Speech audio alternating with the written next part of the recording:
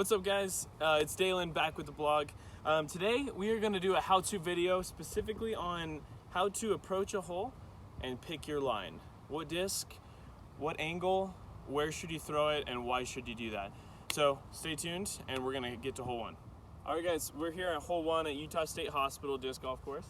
So this one is 330 feet and there's two different lines. When I show up to this hole, there's a few things that I'm looking at. First is there's a dead straight line.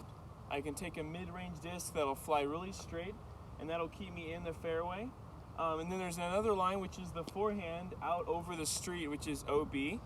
And that's another line that'll get me there. First thing, I prefer backhands personally on this hole, that way I don't have to go over the OB. So I'm gonna start with that one.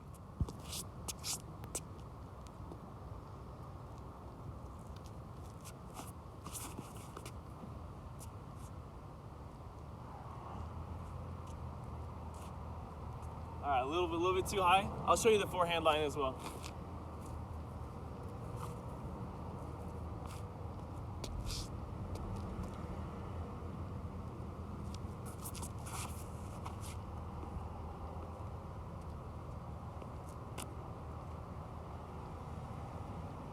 Just a little bit deep, by about 35 out.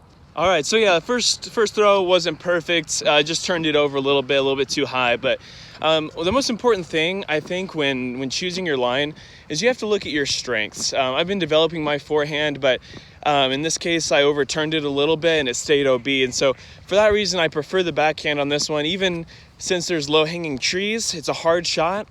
But because it's my strength, I'm able to keep that disc in bounds and at least get my shot at the birdie. So we'll be headed to hole 2 here in a second, and I'll show you in the next hole. All right, guys, we're here in hole 2. You can see from this one, it's about a 285-foot hole. It goes out over the road. The thing about this hole is there's this big tree that blocks the forehand route. So it's definitely a backhand hyzer. I choose to go straight over the road with a mid-range, a stable-ish mid-range that'll come down and finish underneath the hole. So the disc I'll be throwing is a Prodigy M2 in this hole.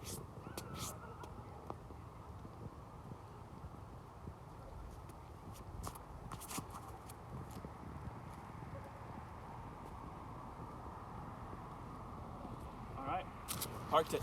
All right, yeah, ended right underneath the basket on this hole.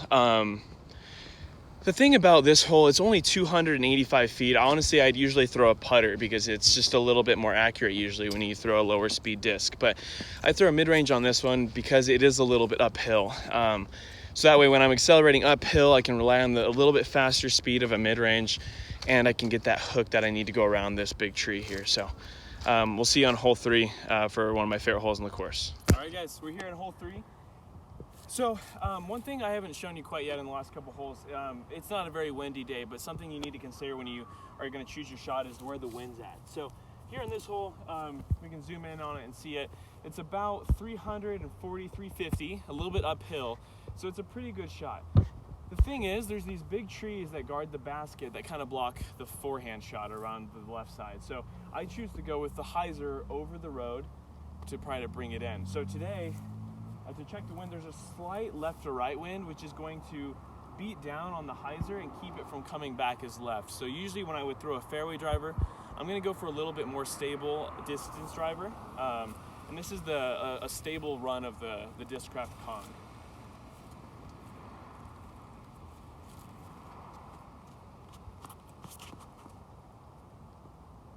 Oh, I just missed the pole. A little bit of a road skip. About 25 feet, not too bad. All right, so yeah, once again, pretty good shot. I'm inside the circle by quite a bit. On that kind of a shot, what's hard is, I can get there with a fairway driver, and I usually choose to do that for a little bit more control. But when there's that left to right crosswind, it makes it so that it's an easier shot to get the hook that you need at the end with a more stable distance driver. And so for that reason, I chose a distance driver in this situation. And here I am with just a little bit more of a putt to go. All right, guys, so we're gonna stop the video right there after those few holes, just for the sake of time. We will finish off the rest of the course a little bit later on, but I just wanted to give you 3 things that you can apply to your walk-up game. That way you will know what shot to do, what disc to choose, etc. So the first step I do when I show up to the hole is I I've tried to get my strength to match the hole. So as you saw in hole 1, for example, I'm a little bit more confident in my backhand, and so for that reason I chose the backhand line. And so when you show up to a hole, first thing you should do is try to incorporate your strength into whatever hole shape you need to.